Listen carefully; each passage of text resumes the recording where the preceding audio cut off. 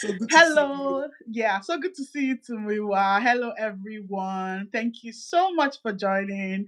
Today, I am so excited about this conversation. But before we jump into it, let me introduce myself for those who might be tuning in for the first time. My name is Ola, and I'm your DEI bestie. Yes, and welcome to my OGs and forever subscribers as well. You know what we do on this channel now. You all know, we keep it real here, unpacking all things diversity, equity, and inclusion. And I sincerely hope that you all leave every video on this channel with some more inspiration to co create a more equitable and inclusive world. Today, we are still on our Moment of Exclusion series, and we have a chief in the house. We have we have somebody very weighty in the house. We have Muyiwa Olasehinde. Muyiwa is my long time person. When you say person, like we go way back from our university days. I'm going to spare you guys the dramatic story of how we met. But Muyiwa has been someone that I've had in my corner for over a decade. And I'm just really glad to have Muyiwa here, coming to share his experience, of course, related to the journey of migration and rerouting oneself. And I think Muyiwa brings a very interesting perspective that you all, you have to keep your ears peeled. In fact, get a notebook, bring out your MacBook, bring out your Okay. iPad, bring everything out so that you can take notes because I know that Muyiwa is going to leave some gems from his experience. I'm going to kick it over to you, Muyiwa. Please introduce yourself to our lovely audience. All right. Thank you so much, Ola, for having me here. My name is Muyiwa Olasehinde, like Ola said, and we go way back. I am a Nigerian trained dentist, graduated from the prestigious Obafemi Awolowo University, Great Ife. Great! And Every other person will be looking at us and shaking their heads right now. I had to say that. And I worked in Nigeria for about 7 to 8 years. That I worked at a Nigerian teaching hospital. I was a resident doctor in the Department of Dental Public Health in Nigeria for about 5 years. And so I have about 7 years experience within the hospital system in Nigeria. I've also done other things, by the way. You remember I was in Procter and Gamble at a point. That was my internship. I had an internship at Procter and Gamble Government Relations Department. And I recently relocated to Canada. Yeah. Recently because it's just 15 months now. Yeah, Did I say roughly. 15 months? No, it's 17 months already. 17 months already Ah, in Canada. 17 months already. And currently navigating the Canadian licensure system for the dentists. And when I'm not doing anything professional or academic, I love to read. I do a lot of reading online, getting information online. I also love to catch up with friends. I love to catch up with friends. And I love to travel. Before coming to Canada, I'm almost always traveling every month, every 2 months. I love to drive, long distance driving, and all of that. And so that's that about me. I'm married to the delectable Oluwagbotemi, and yeah, and we have 2 children, one boy, one girl. They are my life. oh, oh, amazing, Yeah. amazing. Good to hear a little bit more about you. To be honest, I did not hear any surprising thing, which Go I think back. I think that just goes to show that we go, way back. I feel Yeah. like very little has changed. Regardless of the time that has passed, I feel like very little has changed, and I'm actually pleased that we we've traveled, right? There are lots of countries, lots of kilometers between us, but just knowing that there's some core parts of people's selves that remain constant through all of the Yeah. change. I think that that's also heartwarming. Thank you, Muiwa. So I'll jump straight into it, Muiwa. You already started talking about moving to Ontario, and I'd like to know, it's very recent, actually, 2024, very recent, but not so recent in a way.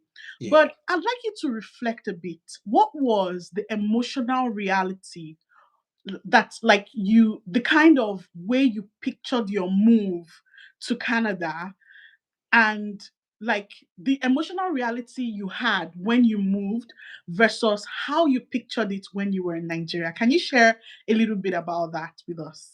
Okay. So, the whole step of moving from Nigeria to Canada must have begun sometime in 2022, 2023, when we started the whole process of moving. We planned to move as permanent residents. We applied for the PR.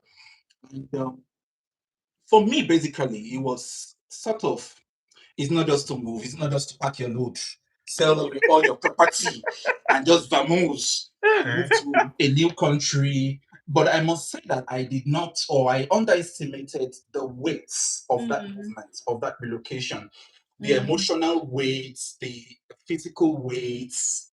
It took a lot from us. It was not just pack your load, sell your property. People think, oh, you are Japan, oh, Japan, Japan, those kinds of things. But much more than the old euphoria of traveling out and all of that, it was actually something that was emotionally draining for us. mm, We just felt, oh, we'll come into the country, come and explore. mm, Job is waiting. We'll start working. We'll start earning money. We'll be living the life literally. But mm. on coming here, realizing that it's taking a lot from us. Yeah. Career wise, I had to take a step back in my career. I need to do a lot of recertifications. I need to do a lot of starting all over again. Um, and I needed to pursue other careers. You can imagine I've worked as a Mm, dentist for about 7 to 8 years, and then suddenly I need to start pursuing other things. I need to start doing other things because man must survive. Emotional, family wise, is being emotionally draining. Draining in mm, the sense of the kind of things that we did not imagine. For yeah. example, it was sometime last week I was telling my wife, she just got back from work, and I said, do you know that in 48 hours you have not seen your children, or your children have not seen you in 48 hours? So she would go to Mm, work before they wake up, yeah. and then she will come back when they're asleep already. The next morning she's out. I Yeah. happen to work in a place that I'm very flexible, so I have to be the one to get them ready. And then in 48 hours, these children have not seen. I mean, last time she was this kind of family life. And so Yeah. emotionally, it's a different ball game. This was not something we were used to in Nigeria. It was not Mhm. something we actually envisaged. Mm, The thought was, oh, we will come here, like money will be flowing and all of those kinds of things. But it's a different ball game entirely, especially yeah. because if you are relocating, you are moving from the known to the unknown. Yeah. Sometimes you think that you know what you are going to meet, but in the real sense of it, experience is better than what you have read. So you are Yeah. moving from the known to the unknown. You are moving from the certain to the Mm, uncertain, yeah. especially if you are coming through the pathway we came in through. You're moving from the certain to the uncertain. You don't have a job waiting for you. You don't have a place waiting for you. It's just like you're stepping into a place you have never been before. You Hmm. are stepping into, we came into a city that we did not know anybody. We literally did not know anybody. The Wow. people the people who we knew at the point we came in, they lived about 4 hours away from us. Wow. And so it was like a total disruption for us when we came in Mm, 17 months ago. I think it was October 5, 2024, that we landed in Ontario. It was a total disruption. And so, but wow. looking backwards now, it's something we are grateful for that we made the step. That's the truth Mm. about it. Wow. As you were reflecting, it felt like you were talking about my experience, which is so, Yeah. it's so jarring, right? And there was something you said, no matter how much you read, right? No matter how much you research and you feel like you know what you're expecting and you've prepared, you've saved, you've done this, you've done that, but the reality on ground just unsettles you. Mhm. And there's something I like to say, even though it feels like you're beginning again, I like to frame it a bit differently, which is immigrants are continuing their lives, but in a new direction. right? Because Perfect. sometimes, Perfect. yes, sometimes because of how it feels like, this is a fresh slate. It almost feels like you're beginning again. But I Yeah. like to encourage myself and encourage other people around me, like, don't Yeah. worry, you're not starting all over again. It's Mhm. just continuing in a fresh direction, which is hard, like, which is unsettling. But like you said, it's always worth it, right? Yeah. But Yeah. in that beginning moment, say the first few weeks, was there something particular that happened that you must have looked at yourself and be like, wow, I'm actually an immigrant now. Like, I'm actually an immigrant that left my country and I'm in a new country kind of trying to build my life. Did you have any of such early experiences? So I, I, I won't even, I can't remember any particular experience, Mm, but I'm going to share two things. The mm. first day was, I told you that the friends, the closest people we had at that time lived about 4 hours away from us by bus. Yeah, And yeah. so 2 weeks after we arrived, we felt, oh, let's go visit. Let's go visit them and all of that. And then we jumped on the bus, took a 4 hour trip away, Wow. and then spent about 4 hours with them. And then we're going to come back home. Mm. And somehow, we ended up in a bus terminal where we had just missed our last bus home by about 10 minutes. Oh my God. And the time was 9:30 p.m.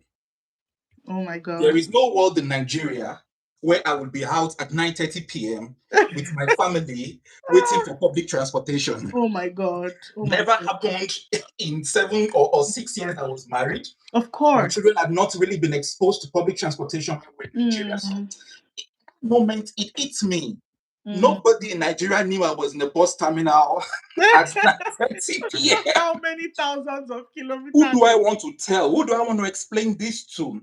Mm, So at that moment, it just hit me like, guy, number one, you're all alone, yeah, figuring life by yourself in a new country yeah. where you really did not. Okay, my closest relatives at that time were living in another province about 19 hours away.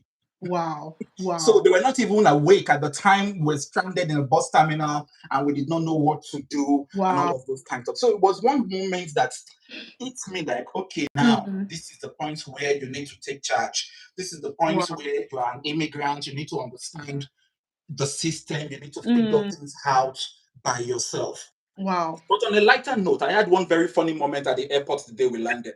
So we landed on a Sunday, on a Saturday morning. We landed on a Saturday morning, October Okay, 5. And when we landed, it was a day when immigration officials were mostly off duty at the Toronto airport here. okay. And you won't believe that while we were there, we were made to queue up for processing and all of those kinds of things. Mm-hmm. We had stayed like, we landed around 9 and they made us wait for like 4 hours on the queue. Wow.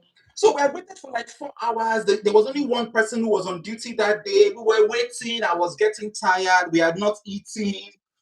And then you know when you have been on the queue for long, and then suddenly a new queue just opened. It's more like somebody else just comes and says, "Okay, can I take some of you off this queue to go and start another queue?"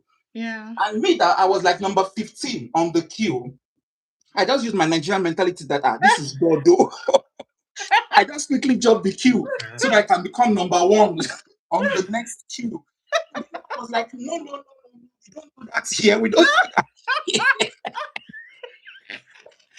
I would have entered the ground. No, no, no, we don't do that here. So apparently, what she wanted to do was to take the second person on the queue and then just take me. I just felt that this is God's mercy speaking for me. Let me quickly. And he just said, bros, we don't do that here. Oh." And I realized Oh that, my okay, God. oh, we're no longer in Nigeria. I mean, in Nigeria, you'll be very happy that this is favor and all of those kinds of things. And so it was a moment, on a lighter note, it was a moment and I realized that, this is a new Yeah, country, this is a new things system, have really it's a new changed. culture, Yeah, and you need yeah. to adapt to what is on ground here. Mm, okay. Wow, that was such that was such a very funny experience. Sorry, there's something going on with my eye, but I'm No fine. problem, It no happens to problem at me all. every now and then. Yeah, that's so interesting. Thank you for sharing that with us. Yeah. Meanwhile, I'm going to turn a bit more to your professional side because you Okay. spoke about working, within the health system in Nigeria for around, a few years, around 7 years. And I just want to know, of course, there must have been a significant shift, right? Yeah. Coming from being such an established professional to then, you know, coming to another country where you have to start navigating licensure all over again. Mhm.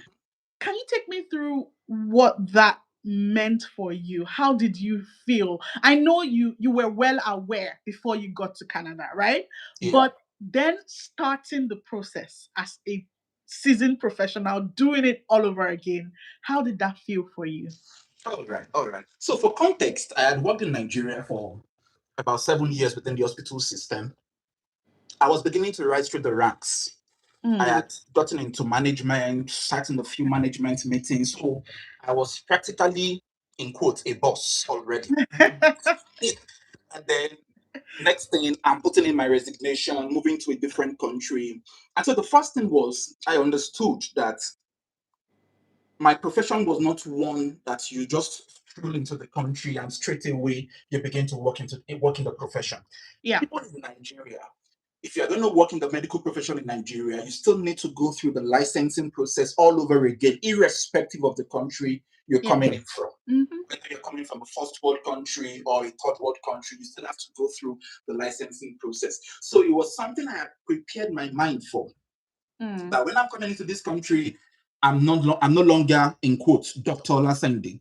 Yeah. I'm coming in fresh. I'm coming in to undertake the licensing process to begin it. So, but much more than that, by the time I came in, expecting I was just going to dive right into the licensing process, I Mm. had an humbling experience. Humbling experience in the sense of I tried to get a job immediately. I mean, there were jobs I thought would be available for me the moment I came in. And Mm. then first week went no calls, second week went no calls. I was just sending in applications and all of that. And at that moment, I had to switch into what I call survival mode. Survival mode Mm. because family needed, I came in with my family, wife and two Yeah. children, rent needed to be paid, Of bills were course. piling up, and all of that. And I realized that if I am not careful, I'm going to start a journey that I would eventually get tired on along the way. Licensing as Mm. a dentist is not a sprint, it's a marathon. Mm. So I eventually got to know there were people who had gone ahead of me who I realized they had been here 2 years, they had been here 3 years, and they were Mm. taking it step by step. It's not Mm. something you're going to come into Canada and you say, oh, as I'm coming in now, within the next 6 months, I want to be licensed. Or within the next 1 year, I want to be licensed to practice. That's not the way it works, especially if you're coming Mm. from a system like Nigeria. And so Mm. I recognized that it is a marathon, not a sprint. Yeah. Number two, I recognize that it's a very capital intensive project. It's not a project that Mm. your the average salary in Nigeria will be able to pay for no matter how much you save. Mm. So I recognized it was capital intensive. I recognized it was time intensive. I recognized it was energy sapping. It's something that's going to sap so much energy from you, especially if you're like me who had a family Yeah. around him and all of that. So I Yeah. needed to recognize that first things first, survival was the name of the game. I needed to survive. We Mm. needed to sustain ourselves. And so Yeah. that led me to switch careers. Straight away, I switched careers. I had to enroll for some certifications, changed my career all over. And so in the Wow. last 17 months now, I've had to change my career just to ensure that survival is taken care of. Yeah. Yeah. Survival is taken care of. So when survival is taken care of and it is no longer a challenge to survive, and we could then start the certification. So right now, I've started the licensing process for dentists in Mm. Canada. I'm right now at the beginning, but Mm. because I know that oh, I'm done with survival. It's no longer survival. We're no longer at the stage of survival. We're now being Yeah. sustained.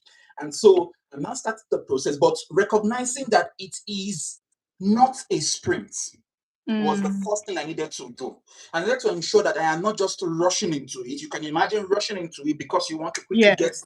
license, and then you don't have food to eat, you're on the streets because your bills are not paid, you're not Yeah. able to meet up with all the things you need to meet up with Mm. on a regular good day. So I needed to recognize that it's not something I should rush into. Yeah. I needed to take it step by step. It Mm. has required me to change my career all over again. It has required me to even leave the dental line Yeah. for a start.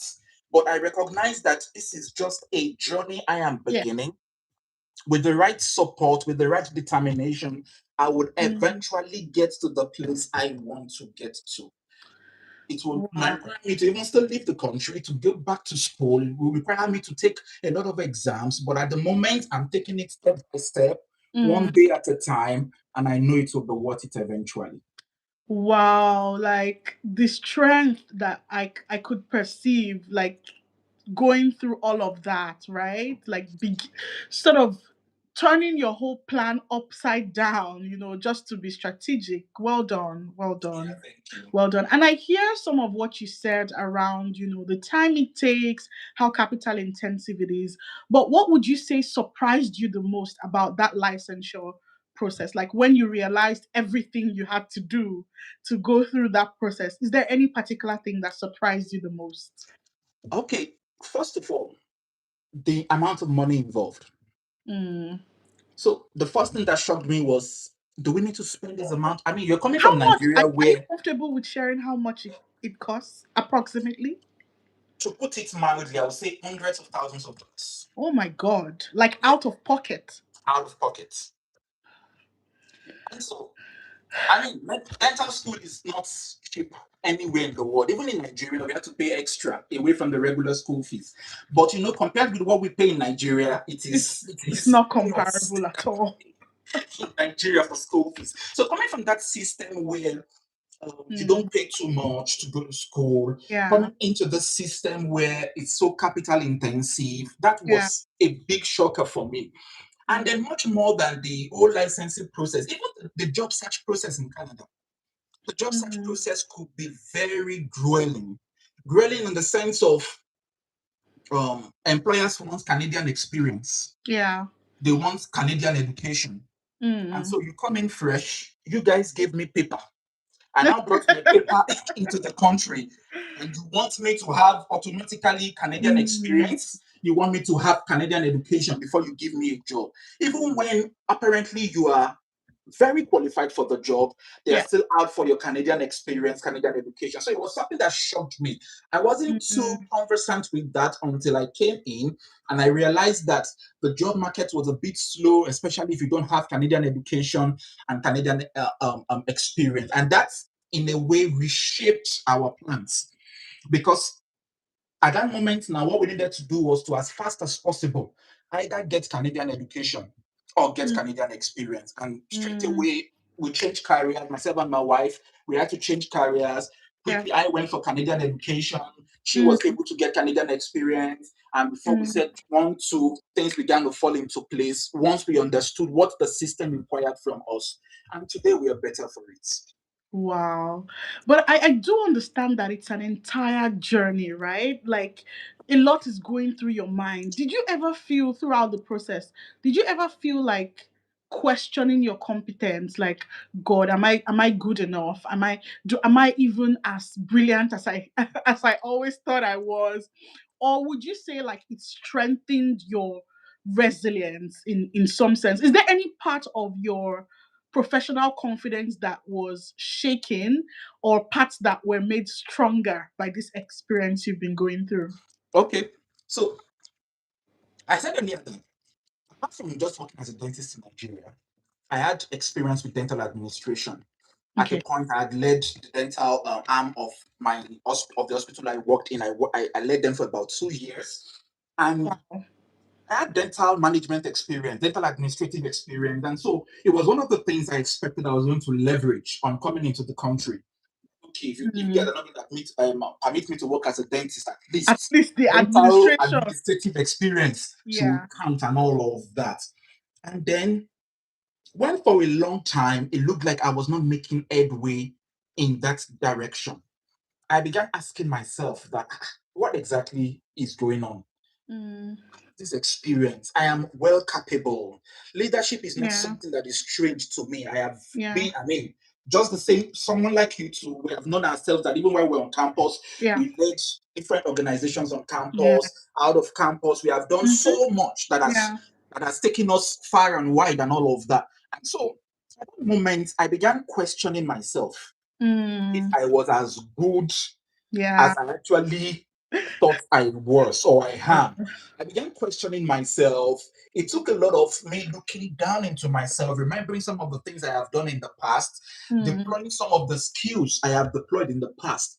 And one of the things that eventually brought me out of it was even when we were on campus, some of the things we did, myself and yourself and a group of other people, Yeah. were things that were not directly connected to the course we studied. Of course. We didn't talk about how we met, but if you remember the day we met, it Yeah. was a journey that our parents did not send us. On in the bus from Lagos to Ife, doing what apparently had no business with the course we both were studying in Yeah. school at the time. So for me, I recognized over time that the education we got in school Mm. is not merely about a career. Yes.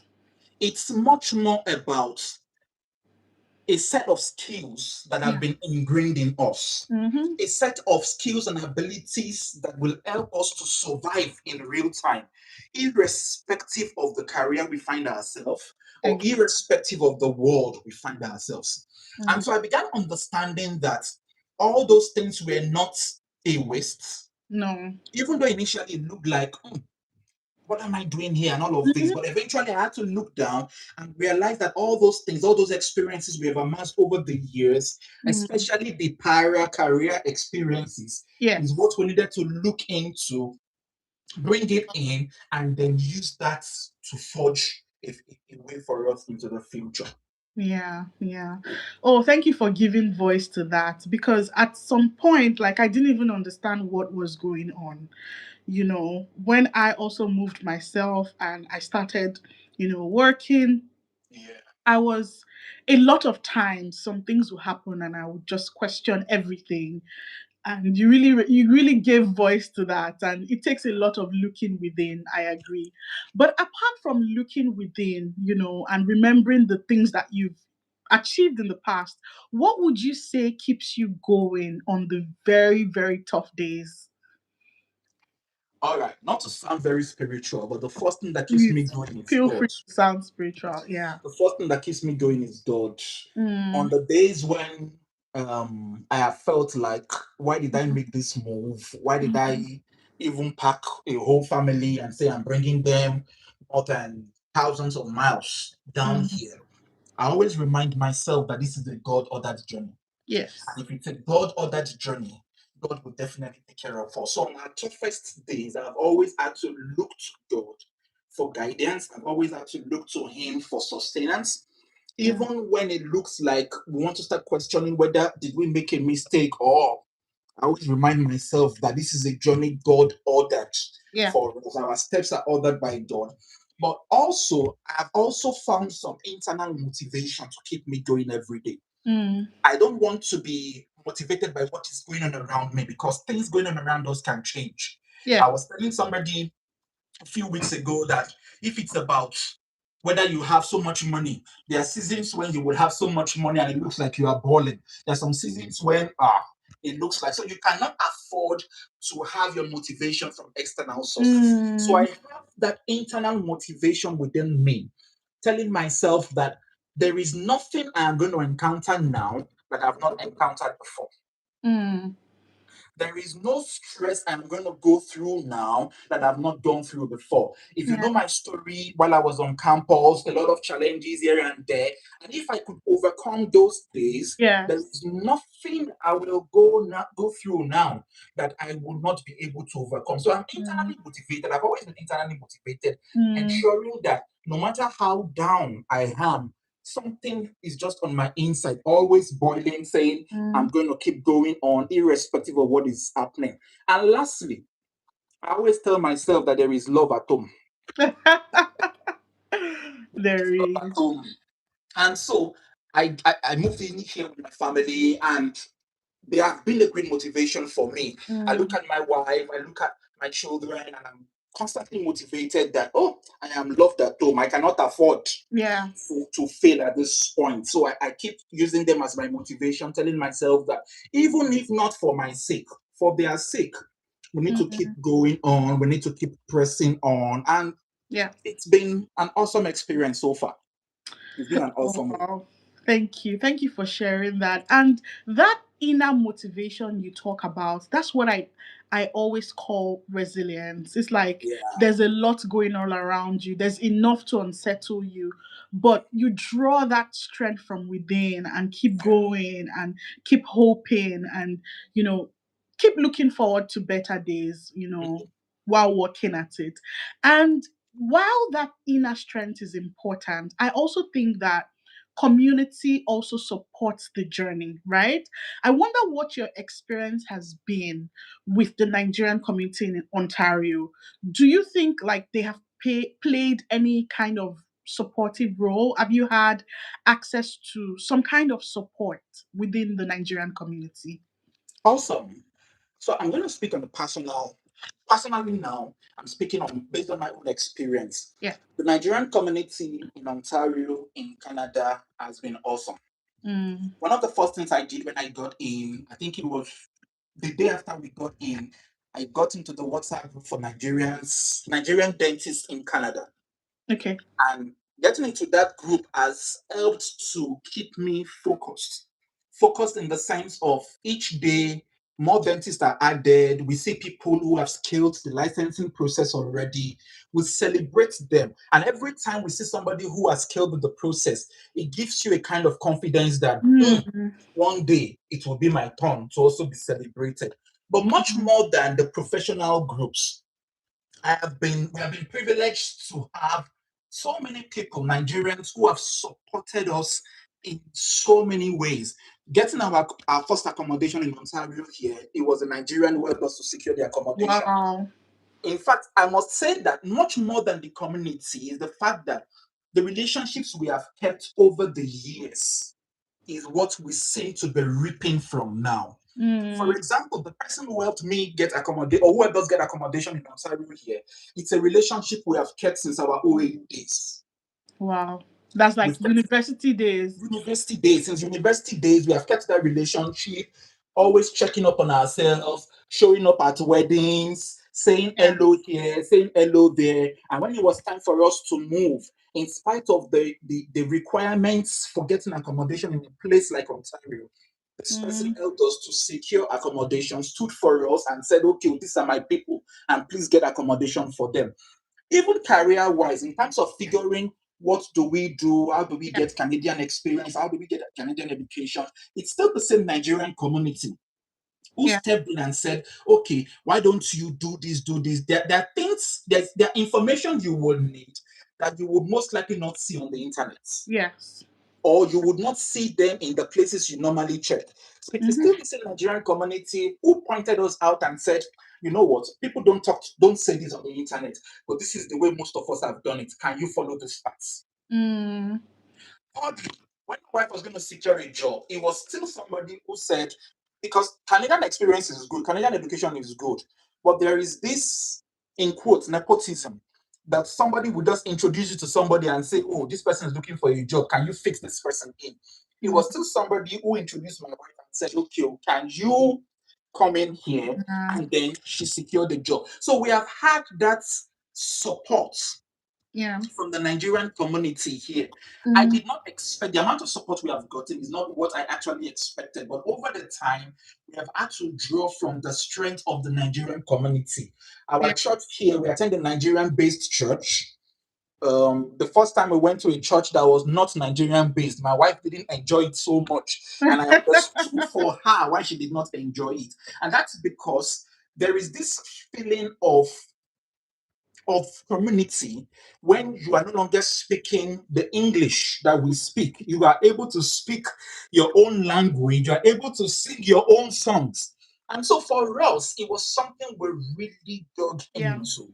Hmm. December 25, 2024, I remember a friend or a friend who is an ex-classmate of mine from university days, visited us at home and sat me down and he said, I know that the beginning stages are very, very tough, but trust me, 1 year from now, you are going to be Mm. in a better place. Wow. He said that to me. I remember that moment he said it, and it felt like apples of gold in Mm. that place for me. And sincerely, 1 year after, I could look back and say that that single word of encouragement he told me Yeah. actually got me through a stage where I Yes. thought I would not come out from. And so we have had to draw from the Nigerian community repeatedly. When my son was going to enroll for school, it was if somebody from home who is based here who said, "Oh, I don't think you should enroll in this school. I think this is the best kind of school that your Mm. children should enroll in. This is what you." So we have had to draw from that community repeatedly up Mm. until today. Our Nigerian community is strong, is agile, always willing to encourage us. Yeah. Oh, wow. It's great that you've had generally a good experience, because I know that it's not the same for some. For some people, they've stretched their hands towards community and their hands got burnt, you know? So it's interesting to hear that you've gotten, emotional support, physical support, every kind of support. And to be honest, it's not nepotism if you are qualified and you go through due process. It Yeah. is a referral, right? It is somebody vouching for you, and then Mhm. you go through the process and you prove yourself and get selected. So it's definitely not nepotism, and it should be encouraged, because Yeah. we need more of us to do well, right? We need more people, more immigrants, more black people, more Nigerians, more women, more of all of us to do well, right? Thank you for sharing that. Yeah. Meanwhile, I'd like to go back a little bit. There's this bird I heard about. I think while I was in university, one of my lecturers told me about the bird, but I can't remember the name of the bird. But what I do remember about the bird is that it flies forward, right? It flies forward, like going forward, but always looks back. Mhm. And that imagery is always in my mind through different stages of life. So Okay. sometimes, even though we're moving forward, we're progressing, little by little, making little steps, there's always the tendency to look back, right? I know that you're on another journey, and I mean, I know that you're someone who is wholesome. You want the best for everyone around you. But how do you deal with comparison, knowing that the peers that you left back at home are advancing and climbing the ladder within the profession? Meanwhile, you are in a new country trying to, get licensure. Try You had to pivot, you had to, lots of things going on. Yeah. Meanwhile, your colleagues back at home are progressing. How do you deal with that? What are your sentiments about that?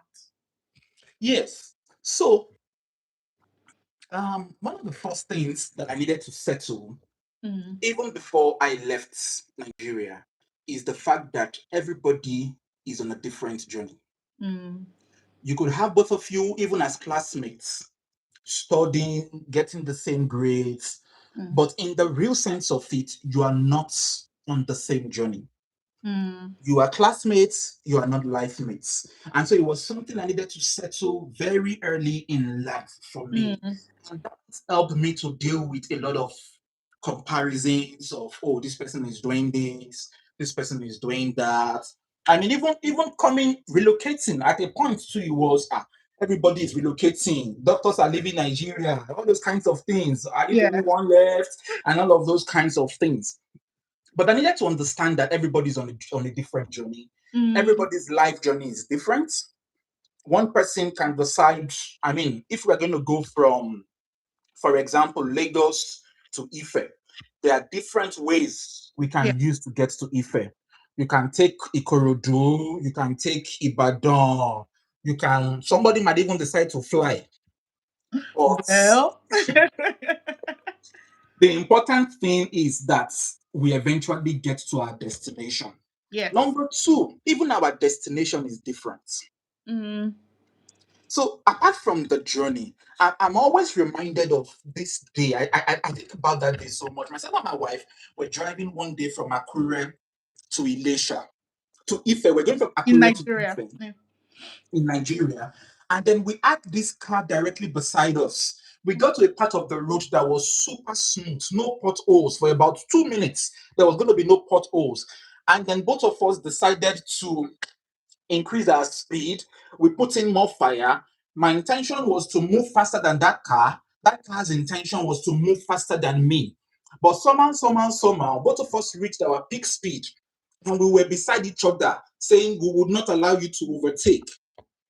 And then while we were doing that for about 2 minutes, suddenly the guy slowed down. And then I felt like I had won the race, only for him to make a right turn into Elisha. Mm, He was going to Elisha, I was going to Ife. We mm, were both thinking that we were going the same direction, whereas our destinations were entirely different. So mm. while we were comparing ourselves that Yeah, I'm faster, his yeah. destination was different. So I realized that in life, I must not compare myself with the next person. I Mm, must I must not compare myself with somebody who seems to be doing well or who seems to be making progress, and I'm not making progress, so to say. yes. But much more importantly, also, I believe that we must also enjoy the journey. Yeah. It's not just enjoying the destination, we must also enjoy the journey. And what makes the journey interesting sometimes is a little hiccup, you go up, a little hiccup, you go up, a little hiccup, you go up. And so I've realized that I must not compare myself with somebody else. I Yeah. must enjoy my own journey. I Mm, must face my own work yeah. because what I want to achieve with my life is far different from what somebody else would want to achieve Of course. with their own life. Lastly, on that note, I also want to say that opportunities are not equal. Yeah. Some people are exposed to more opportunities than others might not be exposed to. Some Mm, of the time, the reason why some people are able to move further than others could even be because they are younger. I mm, mean, I'm in a country where age is a determinant of some of the opportunities that will come to you if you're mm. moving to Canada. So I've recognized that even when I want to compare myself with somebody, I realize that our opportunities, the opportunities that fall to our laps, are Yeah. not different. And these opportunities sometimes could be family privilege, it could Yeah. be financial privilege, it could even be the information you have Yeah. that the other person might not have access to. So when you realize all of these things, just tell yourself there is no point comparing myself with somebody else. Everybody No is on a point. different journey. All the Yeah. same. Yeah. All you need Very to do is well to said. focus on what you're doing and just keep doing it. Keep at it until you make it. Yeah. Very well said, Miwa. Thank you so much for sharing that. I felt that. Now, let's come back to Canada. Okay. What would you say was the very first time that you felt a sense of belonging? And I define belonging as, feeling like and being able to thrive and be accepted just the way you are. Like feeling like in an environment you can be the best you can be. You can attain whatsoever you set your eyes on.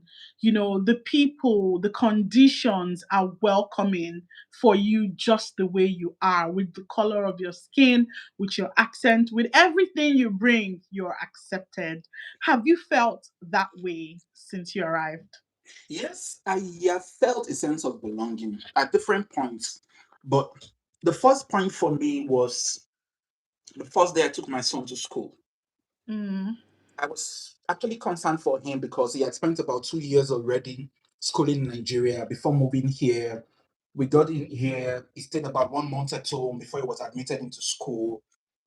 And I had an hidden fear of how my son was going to thrive in that environment.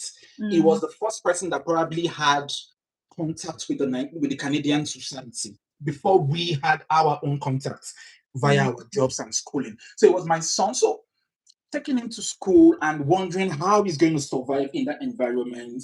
He was not even 5 years old at the Wow. time. And so, but he went there, he adjusted, he was accepted, there was no challenge with settling down in school. Um, Mm, there were times in which color of the skin was going to pop up in some of our discussions, but mm, with reassurance and telling him that there is nothing wrong with the color of your skin and yeah. all of that. Once he settled in school, I felt a sense of belonging that yes, this is a place that Mm, allows us to thrive. This is a mm, place that allows us to be who we want to be, irrespective of the color of our skin. mm, He got accepted in school. The boss was picking him up every morning, bringing him back home. He got friends that were from different cultures. mm, Different cultures. He didn't know their countries, but once you see his friends, once you see his classmates, you can predict, oh, this is from this country, this is from this culture, and all of that. And he felt accepted. So for me, that was the mm. first time I felt a sense of belonging in Canada, that it allows us to, that this country allows us to thrive. But one other experience that comes to mind was a few months after we arrived, we had a fire incident in our home Wow. in Canada here. We had just changed houses, and myself and my wife went to work that morning, not knowing that there was something left on the stove, and Mm, the house was sealed. Within 3 hours, the house was engulfed in smoke. Everything was, just to cut the long story short, I got home that day. And if this same thing happened in Nigeria, how are we going to react? The first thing, you know that you are all alone, you are all by yeah. yourself. Mm, I got into the house that day, everywhere was smoke. I could not see anything. I tried to see if I could open the windows. The smoke alarms went off. Everything, there was chaos, literally, wow. until a neighbor found out what was going on and signaled to me to come out and call emergency services. In my head, I had not thought that That was an emergency option. services Yeah. was needed at that point. And I Yeah. called emergency service. I called the 911, and the fire service got here in 1 minute 45 seconds. Wow. I was still on call with the 911 operative when I began hearing the siren, thinking they were going somewhere else, and they appeared in front of our house. They took charge at that moment. At that moment, it was not a question of what is your status in this country. It was a question of this is an emergency Mm, and it needs to be taken care of. All of this was done at no charge to us. And that little experience yeah. showed me that I am in a place where I am accepted. Mm, Every day I show up in the health system and we get attended to, not because there is anything special about us, but just because we exist. Just because we are here, we yeah. are able to access whatever benefits accrue to us. Yeah. And that alone gives me that sense of belonging, that this Mm, place is no longer um, where we migrated to. It is now home for us. So I step out each day now, looking at the city I live in, and I tell myself, this is home. This is not a place I am just I migrated to. This is home for us. yeah. And this has also translated because whenever I walk into this, I walk in the city now and I see something that is wrong, I have that sense of responsibility Yeah. that this place that has accepted us like this, that has made us feel a sense of belonging, I also owe the city a responsibility to Yeah. be a good citizen here. Yeah. Oh, hey, the day you are going to become a Canadian citizen, I'm going to come back here and shout it out because it seems like you are fully, fully building home, and Yeah, I'm really excited about that. I'm happy for you. But now I'm going to turn it to the flip side, right? Because okay. everything always has a flip side, Yeah. and I really like to know: have you experienced either subtle or overt exclusion? So it might even have been, something that was not targeted at you, but it happened anyway. And because of that, you felt like, do I really belong here? And it could have been, professionally or socially. Okay. Please feel free to share. Yeah. So, speaking from a personal perspective, Canada is a multicultural society. Mm. This place is inhabited by a lot of immigrants. Every single day you step out, you are dealing with immigrants. I once sat in the classroom where there were 16 of us and there were 10 countries represented. Wow.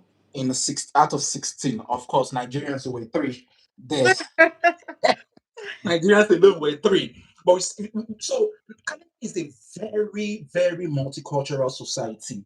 Mm. However, once in a while, personally, I have experiences where it looks as if the system is against me. Is it because I am a black man? Is it because I am this? Is it because I am that? The first time, like I said earlier, the first time was when it took so long for us to secure jobs when Yeah. we arrived.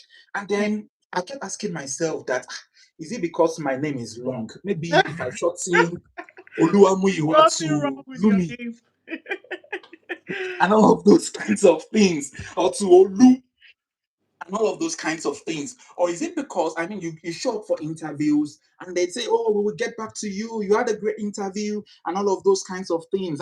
So at that moment, it felt like Yeah. one was being excluded.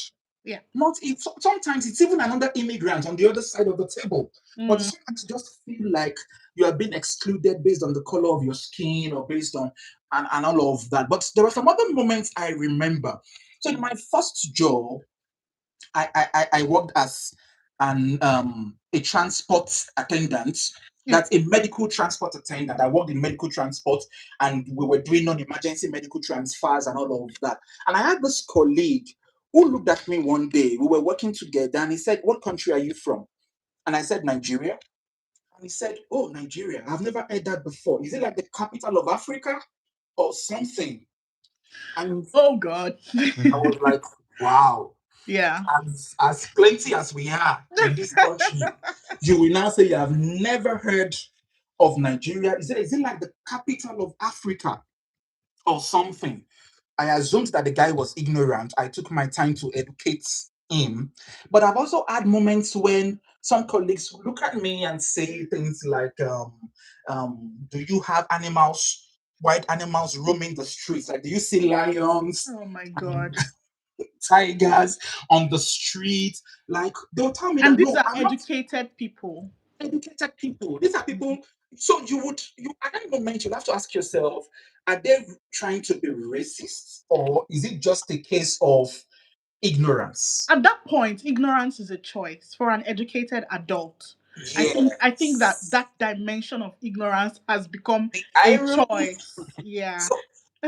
So I have that. I have those moments. I still have those moments where people look at me and say, um, "What kind of houses do you live in Africa?"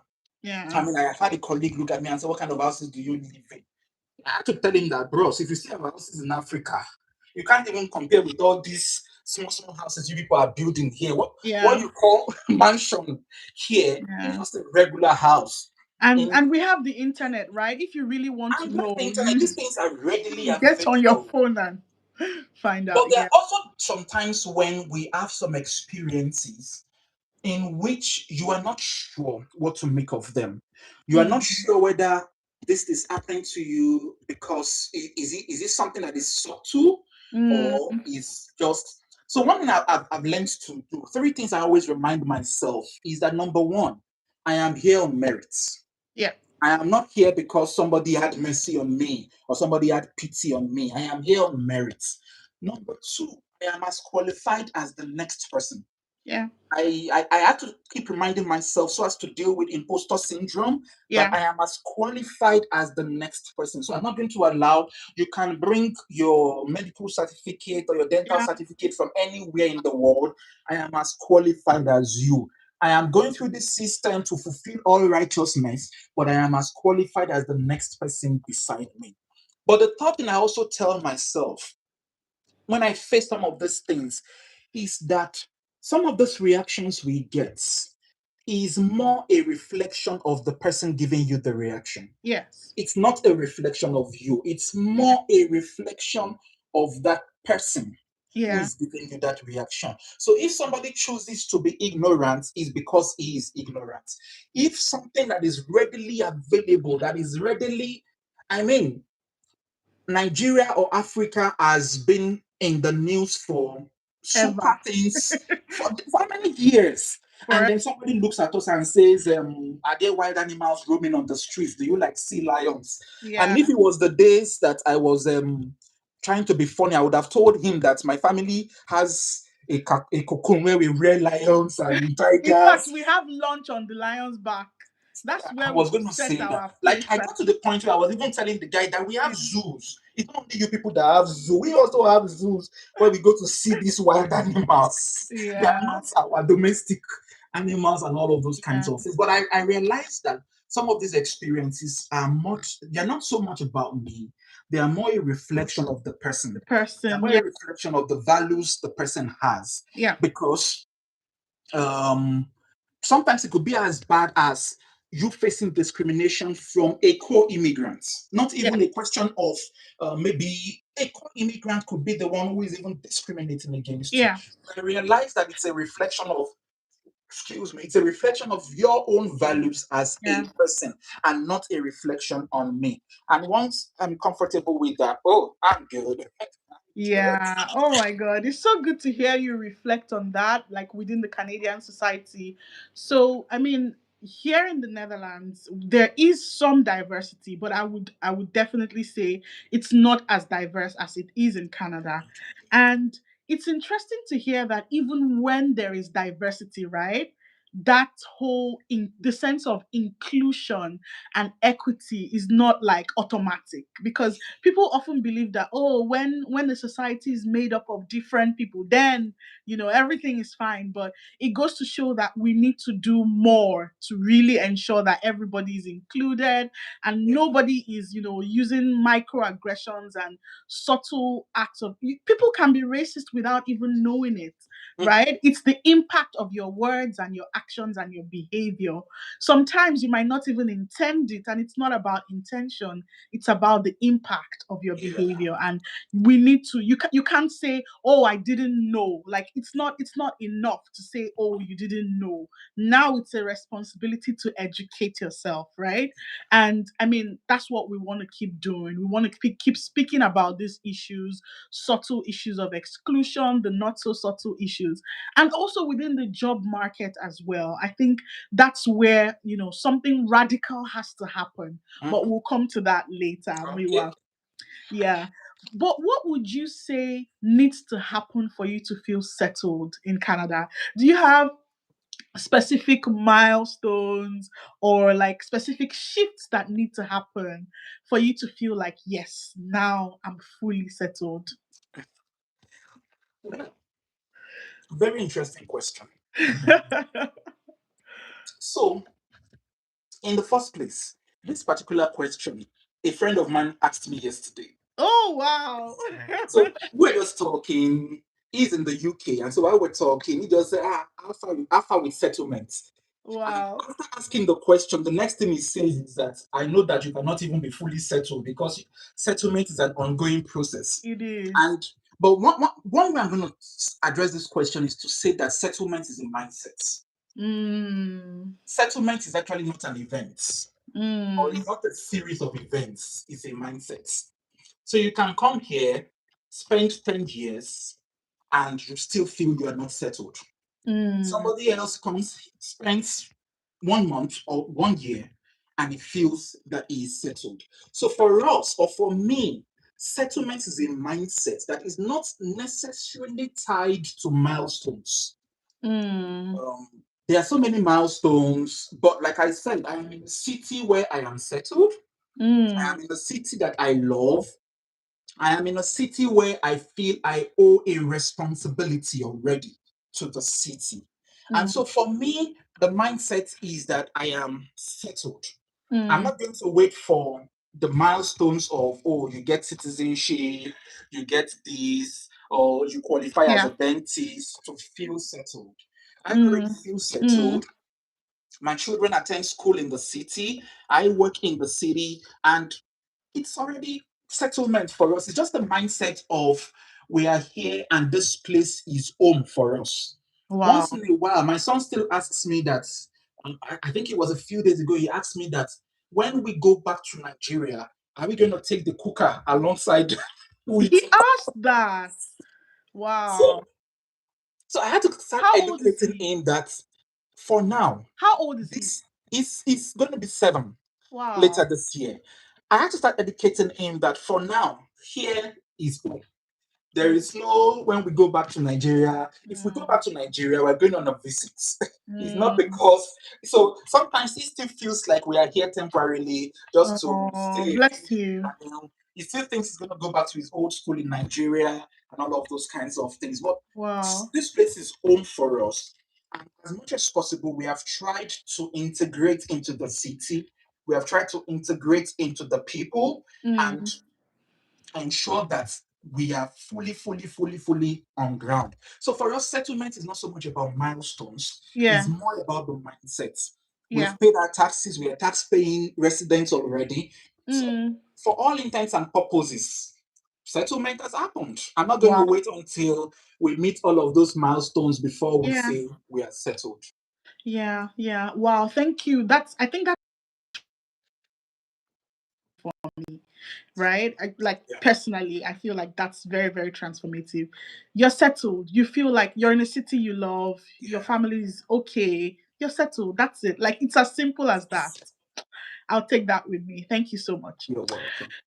Now, Miwa, I know that both of us are very impact oriented, and I know that you would never pass up an opportunity to make something better or prefer recommendations that would make something better.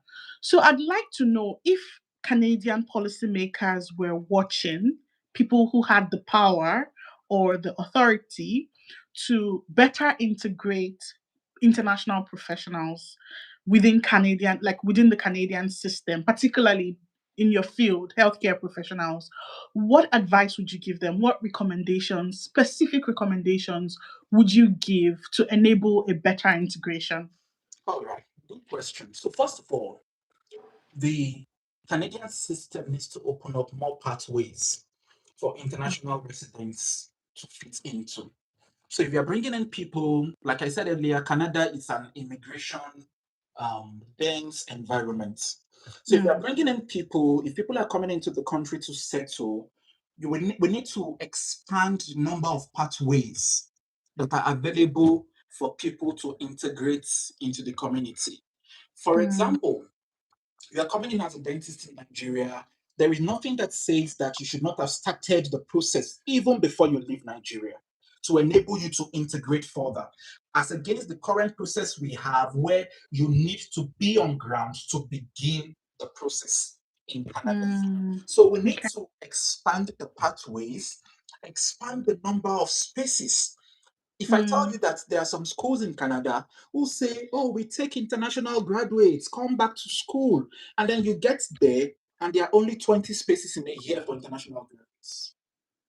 mm, 20 spaces for a population of 12 million with mm, 2,000 international graduates. What do you want to do? mm, So we need to open up more pathways, open up more spaces. But I think also is the fact that we need to reduce the bottlenecks. There's a lot of bottlenecks involved in mm. this whole process. There is a lot of you need to do this, you need to write this exam, you need to write that exam, you need to travel here, you Yeah. need to wait until. So the bottlenecks are actually a lot. Mm. So much that a lot of people look at the bottlenecks and decide And that just, I would I'm not rather not cut go out. through this whole Yeah. process. I mean, Mm. if I had gone through the undergraduate process in Nigeria, began the postgraduate process in Nigeria, and then I come here and you're saying all of that counts for little. It doesn't count for nothing, but it counts for little. And I still have Little. to go through a very rigorous process Yeah. here to be able to qualify to practice. A lot of people just look at it and say, I would rather do something else to pay my bills and all of that. So they need to reduce Mm. the bottlenecks, the number of exams we have to take, and all of that. But once they do this, the Canadian system, they need us. It's not a question of they don't need us. They need Yeah. us, but the bottlenecks are just so hectic. So once they Yeah. do this, the process becomes easier and everybody is happy. Yeah, yeah. I totally get that. Especially when it seems like there are, easier ways or more flexible ways Mhm. to achieve that quality control that is Yeah. being sought. Like I do understand that you just don't want anyone, coming into the country and just, getting into the healthcare system. There has to be some checks, but it can be better. Like it doesn't have to be hundreds of thousands. Yeah. It doesn't have to take so long and all of that. Yeah. Well said, Miwa. So what about Nigerian trained professionals or even other immigrants who want to move to Canada or are even considering migrating to other countries, across North America or even Europe? What advice would you have for them? Like someone who's sitting back in their country and watching you and is a potential or, likely immigrant. What advice would you give them? Okay. So first things first, relocation is emotionally demanding. Mm, That's the first thing. Don't take it lightly.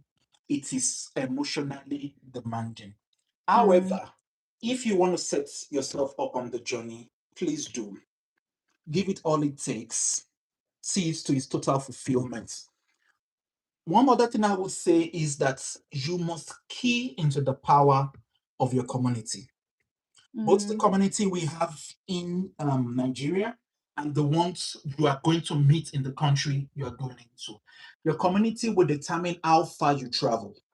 It will determine mm. how far you will go. It will determine all the benefits you will get. I would say this since coming in here, if we had decided to seclude ourselves, myself and my wife, we had decided that we wanted to seclude ourselves and do this journey all alone. Some of the Yeah. things we have gotten up until this point, it will be difficult for us to hit those milestones Yeah. if we had not taken advantage of the power of the community. And Mm, this community I'm talking about, it didn't start when we arrived. We started even before we left Nigeria. From the time I started this process of we want to relocate, I had people I was regularly communicating with, people who had gone ahead. I kept yeah. asking questions. I kept reaching out to them. I kept telling them, I'm about to do this. What do you think about it? What do you Yeah. think about the process? So I took so much advantage of the community I have built. I have my closest family relative in Canada here. I reached out to her so many times from the point of the Mm, IELTS. I will reach out and say, okay, IELTS results is out. This is what it is. What is the next thing? mm, We're waiting up mm, until the day we landed. We kept staying in touch with them, ensuring that we have the right information. mm. The last thing I will say is that as a professional, if you're coming into this place, or if you're coming into this kind of environment, Ola says it is not a begin again. It is just a continuation. In But a new do not direction. be afraid to start afresh. Mm, Do not be afraid to go into uncharted waters. mm, There are things I never thought I could do until I stepped into this country. There mm, are things I never thought I had the abilities for until I stepped into this country. So, mm, so the same goes for my wife. There are things she never thought she would be able to do in terms of abilities. So you are coming into a place, it's like giving somebody a plain sheet of paper and saying whatever you write on the plain sheet of paper is your reality. And so you mm. must, what it's a plain sheet. Nobody is restricting you. Nobody Yeah. is saying this is what you must do. Nobody is saying this is the pathway you must follow. So whatever path you decide to follow is your choice. You must take advantage of these opportunities. It's 1.5 year, 1 year, 7 months that I've been in Canada. Canadian experience we have, Canadian education. I never thought that I would have Canadian education by now, but we have Canadian education. I've graduated from from a college in Canada here simply because I decided to take advantage of the opportunities that I Mm, have. I lived in Akure, Ondo State for 7, 8 years, that had a university in town. I did not take advantage of going for a postgraduate degree at the university. mm. So if you're coming to this place, you must look out for the opportunities that are around you. Don't Yeah. be in a university city and you're not taking advantage of it. Don't be in a city where there is a college program available and you're not taking advantage. Don't be in a place where there are certifications you can Yeah. take. And some of them are even free of charge. Some of them you don't have to pay Wow. anything. Just Mm, register and you will get sponsorship and then you will get your certification. So take advantage of the opportunities, key into the right communities, get the right information, and then you would make a success of your stay here. mm. Wow. Thank you. I could listen to you for the rest of the evening, but I'm just looking at the time and I'm like, Yeah. we have spent a lot of time, but time well spent. Time well spent. My final question, Miwa, if you could rewrite any part of your migration journey, what would it be? If you could do anything over again, like you could redo a part of your migration journey or change any part of your migration journey, what would it be? Come closer. I would have left earlier. Fair, fair. Why do you say that? So we have had this discussion before, but I'm not going to Mm, go so much into the details. The point where we decided that we needed to migrate. yeah. Sometimes I beat myself hard that why did I wait till that point? Um, Mm, I gave 7, 8 years into career in Nigeria. Uh, I had this colleague, a younger colleague, who is most likely on this life as we are speaking right now. And I told mm, him that if you want to leave, then he was still a house officer. I said, if you want to leave as you are like this, all you need is just a backpack.